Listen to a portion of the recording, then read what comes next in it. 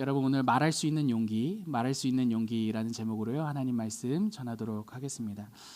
여러분 오늘 우리가 읽은 이 본문은요 바울이 예루살렘에 들어간 이후에 일어났던 그 상황을 말해주고 있습니다. 굉장히 목숨이 위태로운 상황, 우리가 읽은 이 본문의 정황인 거죠.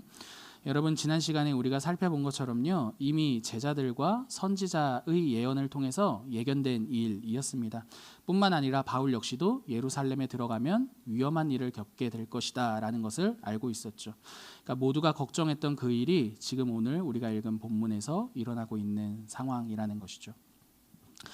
바울이 예루살렘에 들어가자마자 목숨이 위태로웠던 것은 아니었습니다. 21장을 보시면 어떠한 일들이 있느냐 하냐면 아시아에서부터 바울이 한 일들, 아시아에서부터 바울에게 반감을 가졌던 유대인들이 예루살렘에 들어오거든요.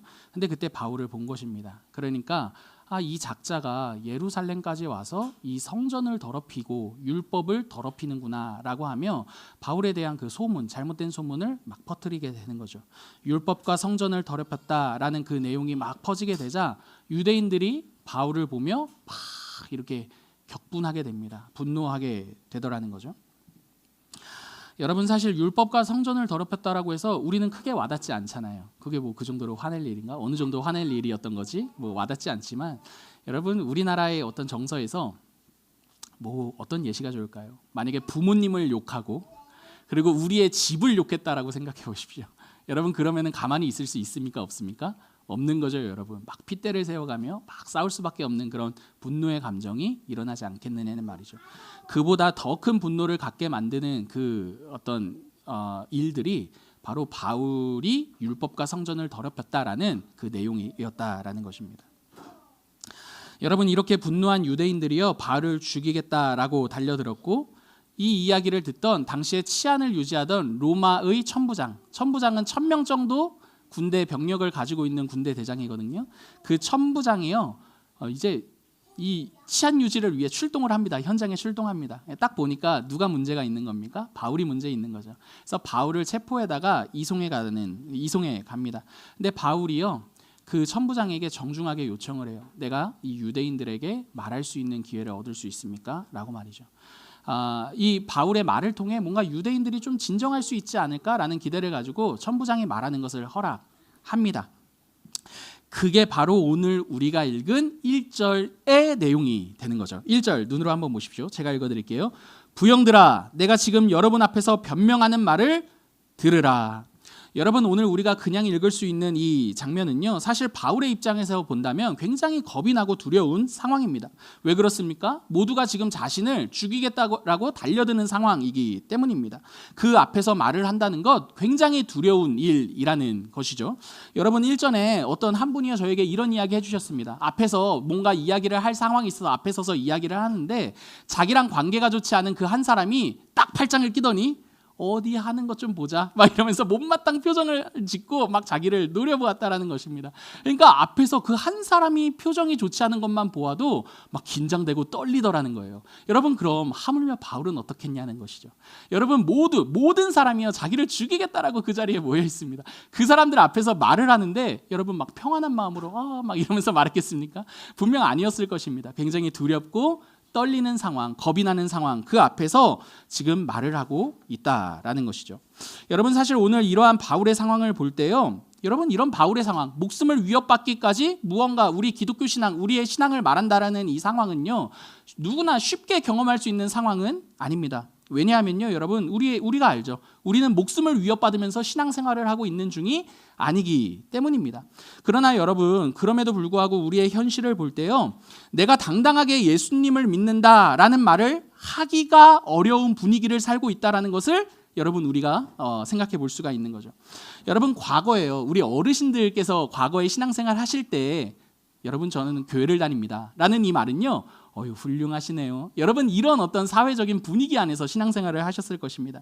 근데 여러분 어느 때인가부터인지요 교회를 다닌다는 이 말이 굉장히 좀 사람들에게 불편한 말이 되는 그런 시대가 찾아왔습니다. 여러분 실례로요 우리 교회가 이 자리에 교회를 얻었잖아요. 근데 교회를 얻기까지 제가 마음에 드는 곳이 다른 곳에 있었습니다. 거기를 얻었으면 여러분들을 못 만났을 수 있겠죠. 여러분 근데 그때마다 무산됐던 이유가 있었어요. 업종이 뭡니까? 교회요. 이렇게 한번 하고 중개소의 그분이 이렇게 한번 하고 건물주에게 물어보겠다고 하고 물어봅니다. 그럼 아니나 다를까 건물주분이 NO! 교회는 안 됩니다. 그때 더더군다나 코로나 그 끝물이었거든요. 교회는 안 됩니다. 라고 해서 그런 식으로 거절된 적들이 몇 차례 있었습니다. 교회는 월세도 제대로 못 내던데요. 교회라고 했는데 그렇게 정직하지 않던데요. 이런 말을 들으면서 번번이 이렇게 건물을 얻지 못했던 그런 경험이 있었다라는 것이죠. 여러분, 이런 사회적인 분위기 때문에요, 요즘 기독교인들, 요즘 신자들, 우리는요 굳이 먼저 나서서 저는 예수님 믿는 사람입니다, 여러분 이렇게 말하지 않는다는 것, 여러분 우리 모두가 경험해 보아서 알 수 있는 내용일 것입니다. 여러분들의 직장에서 생각해 보십시오. 저는 크리스천입니다. 여러분 굳이 먼저 말합니까? 끝까지 굳이 말하지 않고 있다가 어쩔 수 없을 때 주일날 놀러 가자, 나 교회 가야 되는데 너 크리스천이었어. 여러분 이런 식으로 커밍아웃을 하게 되는 것이죠. 여러분 저도 마찬가지입니다. 동네에서요 이제 진유나 이현이나 통해서 엄마 아빠들 많이 사귀게 되지 않습니까? 그러면요 기독교인임에도 불구하고 먼저 기독교인이라고 굳이 말하지 않습니다. 그러다가 언제 자신이 기독교인이라고 말하게 되느냐 하냐면 아이의 이름 이야기할 때. 여러분 예를 들어서 하솜입니다. 하솜인데 하솜이란 뜻이 뭡니까? 그랬더니 웃으시면서 아주 쑥스럽게 얘기하시는 거예요. 하나님의 솜씨, 제가 교회 다니거든요. 이러시는 거예요. 여러분 그럼 그때 저도 아주 수줍게 저도 교회 다니거든요. 이러면서 서로 간의 기독교인임을 오픈하는 것이죠. 여러분 이렇게 아주 조심스럽고 아주 수줍게 내가 기독교인이라는 것을 말하기 때문에 이걸 뭐라고 많이들 말하느냐 하냐면 샤이 크리스천이라는 말을 사용합니다. 수줍은 그런 기독교인, 수줍게 고백한다라는 거죠. 기독교인이라는 사실을. 여러분 우리의 시대는요 나의 믿음을 말하는 데 있어서 물론 바울과 같이 목숨을 위협받거나 목숨을 걸어야 하는 상황은 아닐지도 모르겠습니다. 그러나 그럼에도 불구하고요 오늘 우리의 시대가 기독교인을 바라보는 그 시선은요 굉장히 날카로운 칼과 같다라는 것이죠. 굉장히 차갑습니다. 그래서 여러분 우리가 예수님을 믿습니다라는 이 말이 쉽게 나오지 않는 시대, 그 시대가 바로 우리의 시대라는 것이죠. 여러분 바로 우리의 이 장면, 우리가 오늘 경험하는 이 장면이 바로요 오늘 본문 속 바울의 상황과 맞닥뜨리는, 겹쳐지는 내용, 장면이라는 것입니다. 여러분 저는 오늘 본문을 통해서요 우리와 마찬가지의 상황에 놓여 있는 이 바울의 태도를 한번 살펴보고 싶습니다. 바울의 태도가 어떻습니까? 자신의 신앙을 말하지 못하게 만드는 그 두려움 앞에 서 있는 그 바울이 어떻게 그럼에도 불구하고 자신의 신앙에 대해서 말할 수 있었는지에 대해 살펴보려고 한다라는 거예요. 이를 통해서요 여러분 우리 역시도 우리의 시대와 어떻게 소통해야 할지에 대해서 오늘 본문을 통해 살펴보겠습니다. 여러분 오늘 본문에 등장하는 바울의 세 가지 용기에 대해서 살펴보려고 하는데요. 여러분 먼저 첫 번째 자신의 한계를 인정하는 용기에 대해서 살펴보도록 하겠습니다. 자신의 한계에 대해서 인정할 수 있는 용기에 대해서요. 그리고 여러분 두 번째 삶의 주인이 누구인지 말할 수 있는 용기에 대해서 살펴보도록 할게요.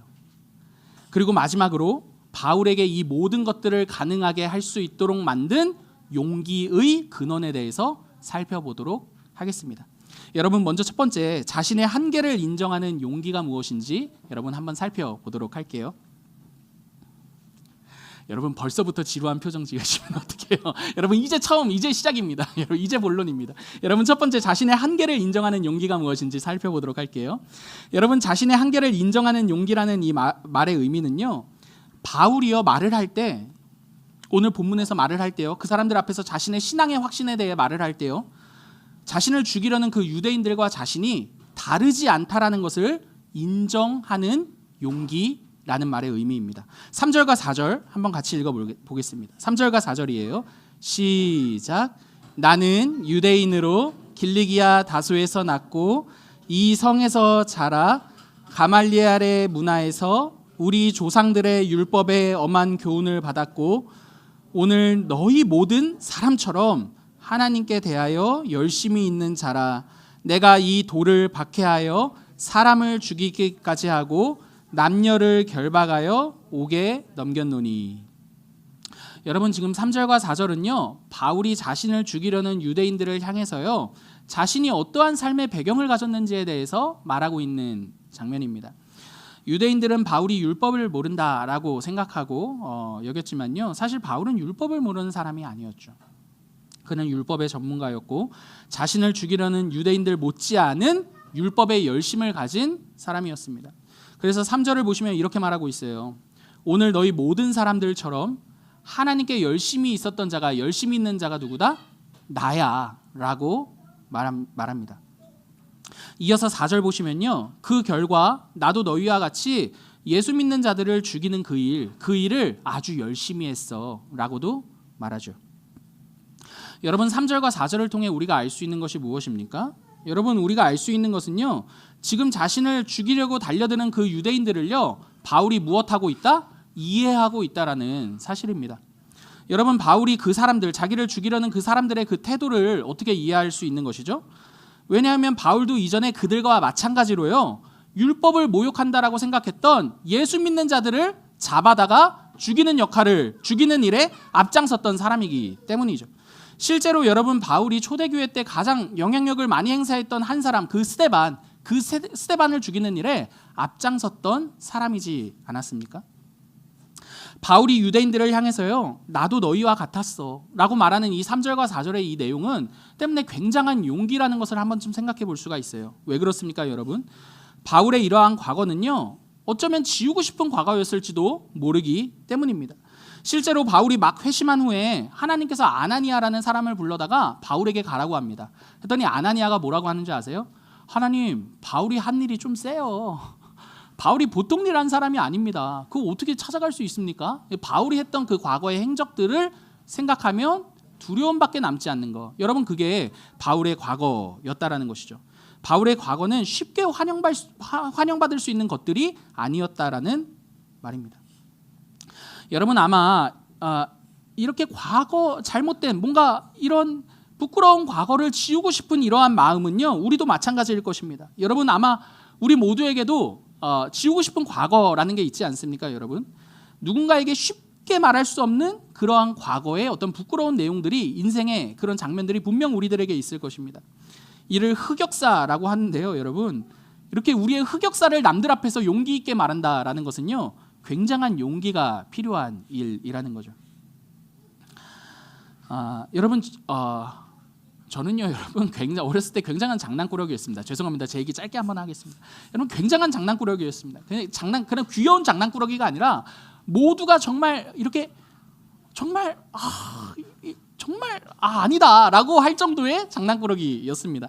때문에 여러분 제가 결혼할 때 저희 이런 어렸을 때 모습을 알고 계시는 한 권사님, 어머님과 옛날부터 같이 신앙생활을 하셨던 고시기 때 신앙생활을 하셨던 제가 극도의 장난꾸러기의 모습을 보셨던 그 권사님이 결혼식장에 오셔서 매우 수줍게 너가 목사가 되다니 여러분 이러면서 지나가시더라고요. 여러분 그러니까 얼마나 개구장이었던 겁니까? 전혀 상상도 못할 일인 거죠. 여러분 만약에 그 권사님께서 이 자리에 계시다면 제가 무슨 말을 해도 예수님은 주님이라고 해도 은혜 받지 못하실 거예요. 여러분 그분은요. 그러니까 여러분 만약에 그런 분이 이 자리에 계시다면 저희 과거를 정말 지우고 싶을 것 같습니다. 여러분. 그래서 여러분 저희 둘째 아들이 정말 무지막지한 장난꾸러기거든요. 그러니까 얘는 누구 닮았습니까? 누가 물어보면 저를 닮았습니다라고 말하기까지 너무나 많은 용기가 필요합니다. 여러분. 보십시오. 어필하지 않습니까? 여러분 제가 무슨 말이 하고 싶은 것이냐 하냐면 바울에게 있어서 지금 자신을 받게 하는 유대인들을 보면서요. 여러분 나도 여러분들과 같았습니다 라고 말한다라는 것은요. 절대 쉬운 말이 아니고 많은 용기가 필요한 말이라는 것이죠. 자신의 연약함과 한계를 인정하는 말이기 때문입니다. 우리는 기본적으로요 여러분 나의 연약함 말하고 싶어 하지 않아요. 근데 내 연약함을 어쩌다가 말했다고 하더라도 말하고 나서 후회하는 게 우리입니다. 그 정도로 연약함에 대해서 말하는 걸 기뻐하지 않습니다.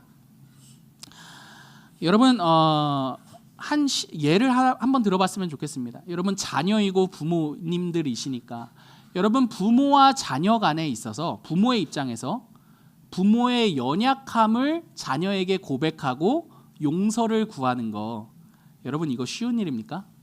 여러분 자녀분들 혹시 부모님이 그렇게 용서를 구하신 적 있습니까? 있을 수도 있어요. 여러분 부모님께 묻고 싶어요. 여러분들은 자녀에게 내 연약함을 말하고 솔직하게 말하고 용서를 구하신 적이 있습니까? 여러분 이게 했느냐 안 했냐를 묻고 싶은 게 아니라 했다 하더라도 안 했다 하더라도 여러분 우리가 공통되게 알고 있는 한 가지 사실이 있죠. 무엇입니까? 쉽지 않다라는 겁니다. 용기가 필요한 일이라는 거예요. 내 연약함을 인정하고 오픈한다라는 것 말이죠. 여러분 저도 아이들 키우다 보니까 여러분 너무나 이 일들을 많이 경험합니다. 지금이야 어리니까 제 연약함이 막 날마다 폭로돼도 유야무야 그냥 넘어가지만 애들이 조금 더 커서 저의 연약함을 막 꼬집으면서 저에게 막 따져 묻는다면 여러분 정말 그 연약함을 인정하기까지 많은 용기가 필요할 것 같다라는 상상을 한번 좀 하게 되는 거죠. 여러분 우리는 어떻습니까? 나의 연약함을 인정하고 나도 당신과 다르지 않은 흠 많은 사람입니다 라고 말할 수 있는 용기가 있느냐는 것이죠. 아마 여러분 우리는요 이렇게 말하는 게 더 익숙할지 모르겠습니다. 나는 연약하지 않아. 문제는 너야. 문제는 너야. 나는 연약하지 않아. 라는 그 말에 더 익숙할지도 모르겠다라는 것이죠. 여러분 바로 이 지점에서요 바울이 가진 용기를 엿볼 수 있다라고 생각합니다. 바울이 가진 용기가 무엇입니까? 자신을 죽이려는 그 유대인들을 향해서요 진짜 문제는 너희야 라고 말하는 것이 아니라 나도 당신과 다르지 않습니다 라고 말할 수 있는 그 용기였다라는 것이죠. 여러분 이 용기는요 우리가 이 시대를 살면서요 우리의 신앙을 시대와 소통하는데 굉장히 중요한 태도가 됩니다. 왜냐하면 만약 이러한 용기가 없을 때 우리는요 우리의 신앙을 정죄의 도구로 사용하게 될 것이기 때문입니다. 나는 믿는데 너는 못 믿지. 너가 말하는 건 틀렸어. 나는 옳은 걸 알고 있잖아. 여러분 이런 식으로 우리의 신앙을 믿지 않거나 믿음이 연약한 자들을 정죄할 수 있다라는 것이죠. 마치 나는 연약한 적이 단 한 번도 없었다라는 그러한 태도 말입니다. 여러분 저는 우리의 신앙이 시대와 소통하지 못하는 결정적인 태도가 바로 이러한 태도라고 생각을 해요. 오늘 본문도 그 사실을 우리들에게 말해주고 있다라는 거죠. 여러분 우리가 신앙을 말하는 데 있어서 우리가 시대를 향해 우리의 신앙을 말하는 데 있어서 중요한 것은요 우리가 믿지 않는 자들보다 얼마나 많은 것을 알고 있는지 또는 우리의 믿음이 그들보다 얼마나 대단한 것인지를 말하는 게 아닙니다. 왜냐하면 우리의 신앙은 우리가 갖게 된 우리의 신앙은요 그들보다 낫기 때문에 갖게 된 결과가 아니기 때문입니다. 여러분 때문에 우리가 신앙생활을 하는 중에요 우리의 신앙의 이런 비아냥거리는 사람을 만나거나 어떤 우리의 신앙에 반감이나 회의감을 갖는 그런 사람들을 만날 수 있을 텐데 여러분 그때 우리에게 필요한 우리의 태도는요 우리도 충분히 그 사람이 가진 그 태도를 가질 수 있음을 인정할 수 있는 용기라는 것이죠. 우리도 은혜가 없었다면 그들과 마찬가지의 태도로 살아갔을 것이기 때문입니다. 그들의 비아냥이나 그들의 회의감은요 우리에게 임한 은혜가 아니었다면 누구의 몫입니까? 우리의 몫이었을 거예요. 여러분. 그러므로 여러분 우리의 신앙에 반감을 갖거나 회의감을 가진 사람들을 만났을 때요 야 너는 그것도 모르냐? 이거 답답하다. 여러분 이러한 태도가 아니라요 가장 먼저는요 나도 그럴 수밖에 없는 사람이었어 라는 것을 인정하며 그들을 이해해야 한다는 것이죠.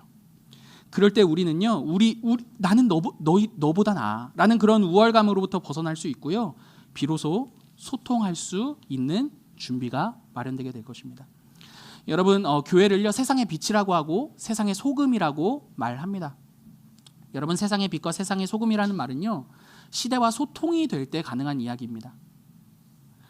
여러분 예수님을 비치는 빛으로 예수님의 맛을 내는 소금으로 우리 모두는 살고 싶어 할 것입니다. 여러분 그렇다면 나도 여러분과 우리에 대해 회의감을 가진 그 눈빛으로 보는 그분들에게요 나도 당신과 다를 게 하나 없습니다 라고 말할 수 있는 그 인정할 수 있는 그 용기가 우리 모두에게 필요합니다. 그럴 때 비로소 소통할 수 있게 될 것이기 때문이죠. 여러분 두 번째 한번 살펴볼게요. 여러분 이렇게 우리 안에 연약함을 인정할 수 있는 이 용기는요 우리들에게 두 번째로 살펴볼 용기를 갖게 하는데요 그 두 번째로 살펴볼 그 용기는요 바로 우리 삶의 주인이 예수님임을 인정할 수 있는 용기입니다. 내가 연약하다라는 것을 알기 때문에요. 우리 삶의 주인이 내가 아니라 예수님임을 인정할 수 있는 용기를 갖게 한다라는 것이죠. 여러분 16절 같이 한번 읽어볼게요. 16절입니다.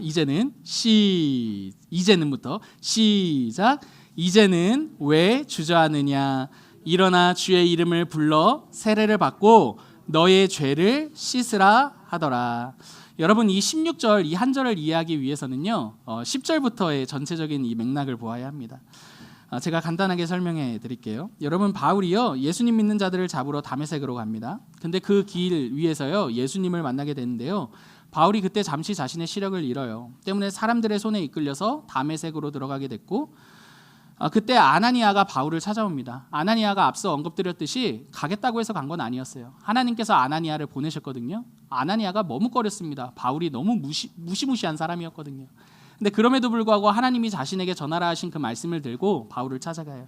뭐라고 이야기합니까? 이제 앞으로 너의 인생 너가 살아왔던 방식대로 사는 게 아니라 예수님 너를 찾아오신 그 예수님 전함에 살게 될 거야 라는 그 말을 바울에게 전합니다. 그리고 16절에서 바울에게 아나니아가 이렇게 말하는 거예요. 눈으로 보십시오. 이제는 왜 주저하느냐? 일어나 주의 이름을 불러 세례를 받고 너의 죄를 씻으라 하더라. 여러분 이 전체적인 문맥 안에서 16절을 요약한다면 이렇게 말하는 거예요. 바울아, 이제는 새로운 삶이 시작되었다. 이제는 새로운 삶이 시작되었다. 그 새로운 삶의 시작, 그 시작의 핵심이 무엇입니까? 바로 너의 삶의 주인이 이제는 더 이상 너가 아니라 누구다? 예수님이다 라는 말인 거죠. 여러분 이 장면은요 바울을 통해 볼 수 있는 두 번째 용기입니다.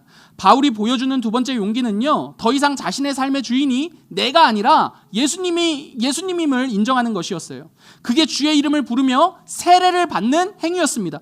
여러분 우리는 태어나면서요 내 삶의 주인은 나라고 확신하고 또 그렇게 삶을 살아갑니다.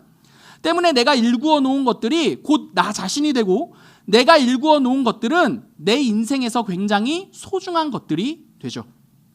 사람마다 다를 수 있겠지만 내가 일구어 놓은 각자의 영역들이 있어요. 그게 학벌이라면 학벌을 자랑하게 될 것이고 직장이라면 그 직장을 자랑하게 될 것이고 연봉이라면 연봉을 자랑할 거고 결혼이었다면 내 손으로 일구어낸 내가 봐도 내가 너무 잘했어 라는 것이 그런 결혼의 내용이라면 결혼을 자랑하게 될 것입니다.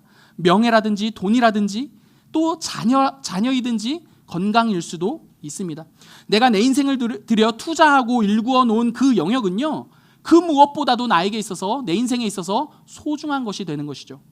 근데 여러분 바울이 주의 이름을 부르고 세례를 받는다라는 이 내용은요 그가 일구어 놓은 자신의 인생에 있어서 가장 소중한 영역을 포기하는 것과 같은 선택이었습니다.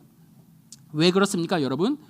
바울이 주의 이름을 부르고 세례를 받게 되는 순간 그가 유대교에서 일구어 놓았던 모든 명성과 그의 자랑은 아무것도 아닌 것이 되는 선택이 될 것이기 때문입니다. 그러므로 바울에게 있어서 지금 세례를 받아 예수님을 나의 주라고 시인하는 것은요 굉장한 용기 있는 행위인 거죠. 내가 그동안 일구어 놓은 것들이 아무것도 아니고 그 모든 것들보다 누가 더 귀한 분이다? 예수님이 더 귀한 분입니다를 고백하는 선택이기 때문입니다. 여러분 때문에 바울은요 이러한 자신의 신앙에 대해서 빌립보서에서 이렇게 말하고 있습니다. 눈으로 한번 보십시오. 제가 읽어드릴게요.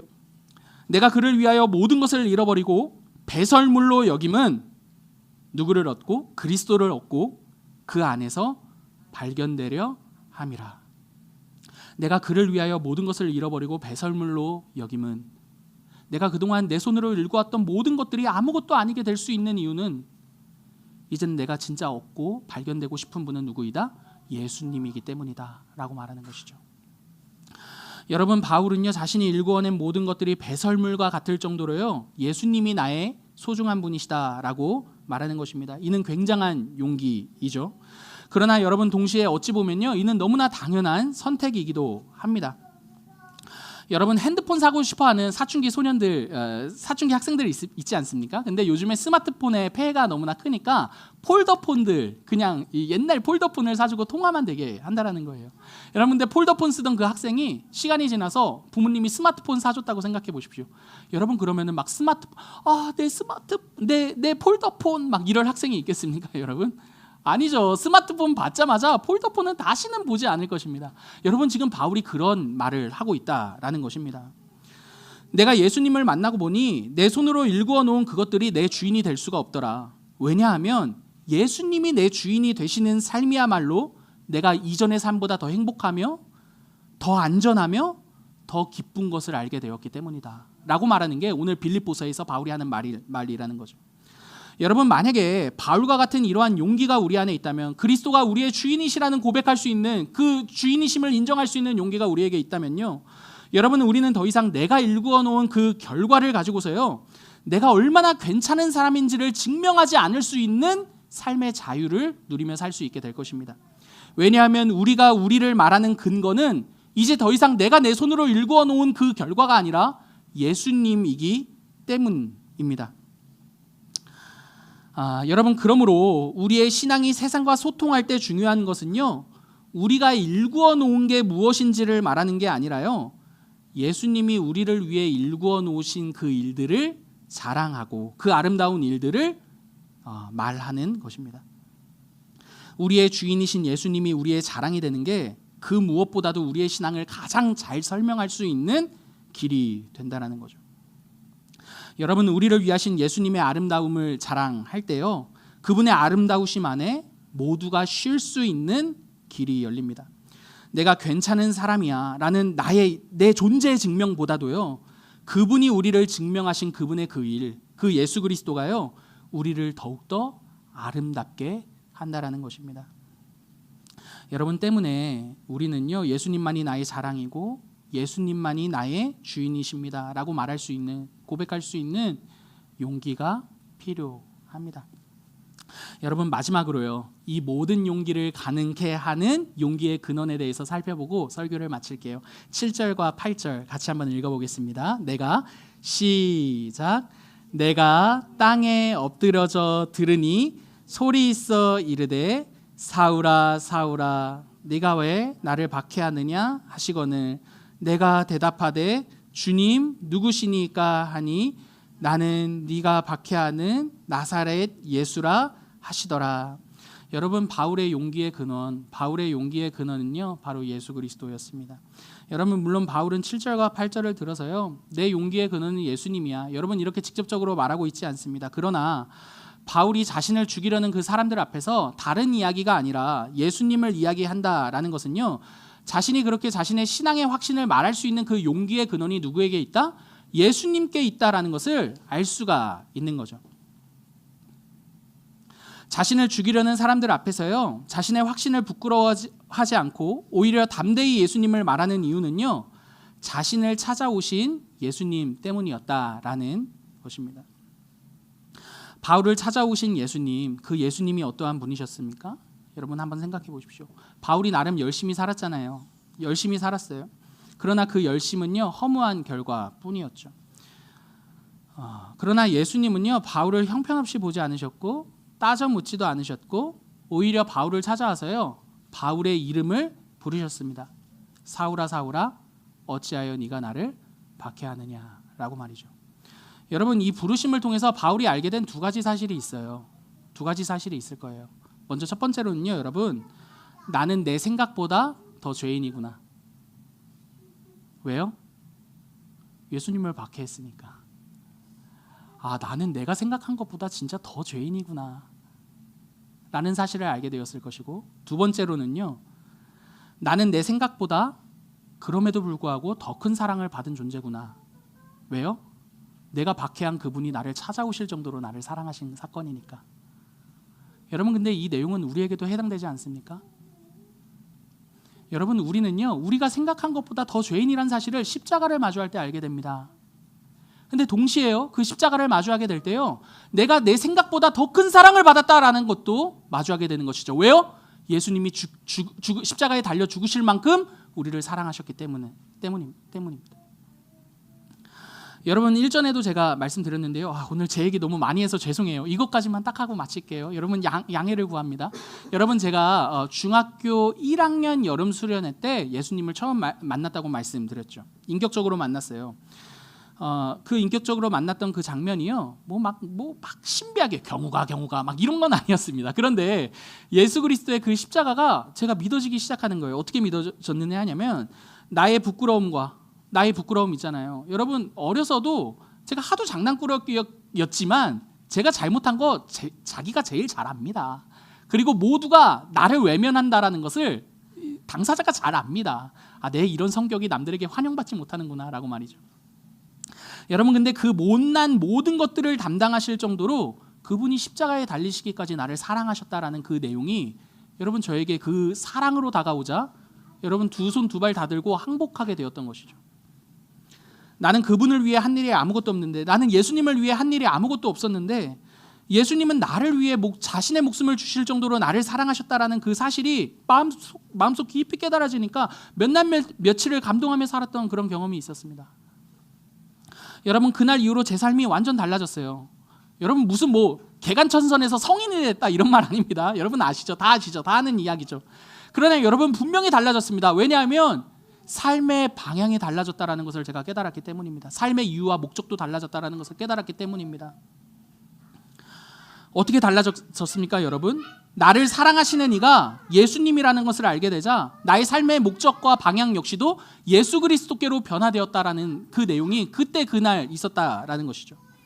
여러분 나를 사랑하시는 분이 누구이신지 알게 되었다라는 그 작은, 어쩌면 그 작고 단순한 그 사실 하나가 저의 삶을 완전히 바꾸었다라는 것입니다.